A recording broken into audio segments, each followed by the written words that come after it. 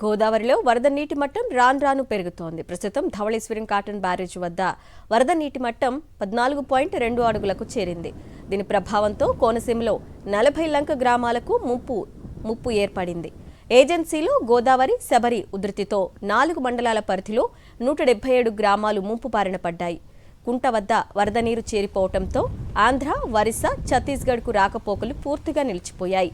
149 పునరావాస కేంద్రాలను ఏజెన్సీ ప్రాంతంలో ఏర్పాటు చేసి 960 కుటుంబాలను తరలించారు. 44 మరబోట్లను సిద్ధంగా ఉంచారు. వరద ప్రభావిత ప్రాంతాల్లో జిల్లా కలెక్టర్లు ప్రత్యక్షంగా పరిస్థితిని పరిశీలిస్తున్నారు. గోదావరి వరద ప్రభావంపై మరింత సమాచారాన్ని ధవళేశ్వరం నుంచి మా ప్రతినిధి హరీష్ అందిస్తారు. ఎగువన కురుస్తున్న భారీ వర్షాలతో గోదావరిలో వరద నీటి మట్టం చాలా ఎక్కువగా పెరుగుతోంది. ధవళేశ్వరం కాటన్ బ్యారేజ్ దగ్గర అయితే ఇప్పుడు రెండో ప్రమాద హెచ్చరిక కొనసాగుతుంది.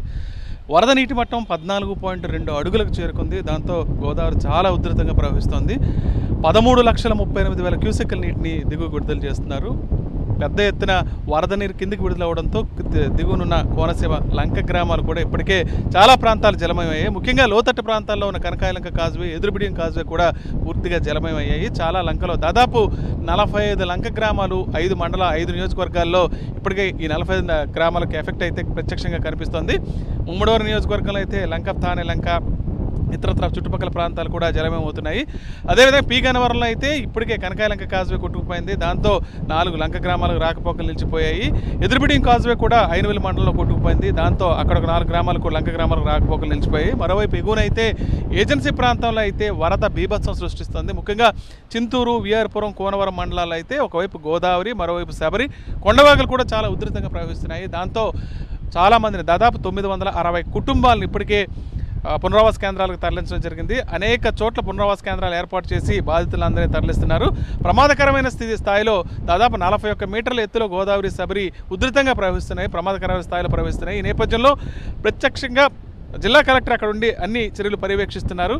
పునరావాస కేంద్రాలు ఏర్పాటు చేయడంతో పాటు వారికి అవసరమైన దాదాపు 1143 టన్నుల బియ్యాన్ని కూడా అక్కడ బఫర్ స్టాక్ ఏర్పాటు చేశారు. అదేవిధంగా 40,000 లీటర్ల తాగునీటిని కూడా అందుబాటులో ఉంచారు. ఎందుకంటే వరదలు వస్తే ప్రధానంగా ఇబ్బంది పడేది తాగునీటి కోసం. దీంతోపాటు అన్ని ప్రాంతాల్లో సహాయక చర్యలు ముమ్మరం చేశారు. 40 మరబోట్లను కూడా ఏర్పాటు చేసి అత్యవసర పరిస్థితుల్లో ఎక్కడికి వెళ్ళడానికైనా అనుగుణంగా ఉండేటట్లు ఈ ఏర్పాటు చేయడం జరిగింది. 177 గ్రామాలు ఏజెన్సీ ప్రాంతంలోనే కేవలం 4 మండలాల్లో 177 గ్రామాలు ఇప్పుడు ముంపు బారిన పడ్డాయి. దాదాపు 140 చోట్ల 130 ప్రాంతాల్లో కనెక్టివిటీ పూర్తిగా కట్ అయిపోయింది. అంటే ఈ గ్రామాలకు వెళ్ళే దారులు పూర్తిగా జలమయం అయిపోయి ప్రస్తుతం పరిస్థితి ఇంకా అదేవిధంగా కొనసాగుతుంది. అధికారులు అయితే ప్రత్యక్షంగా ఉండి ఎప్పటికప్పుడు పరిస్థితిని సమీక్షిస్తున్నారు. అదేవిధంగా పునరావాస కేంద్రాలతో పాటు కంట్రోల్ రూమ్లు ఏర్పాటు చేసి ఏ రకమైన సమాచారమైనా ప్రజలకు అందుబాటులో ఉండే విధంగా ఏర్పాట్లు కూడా చేయడం జరిగింది. ధవళేశ్వరం కాటన్ బ్యారేజ్ నుంచి వీడియో రమణ తగల్స్ హరీష్ ఫర్ సాక్షి న్యూస్.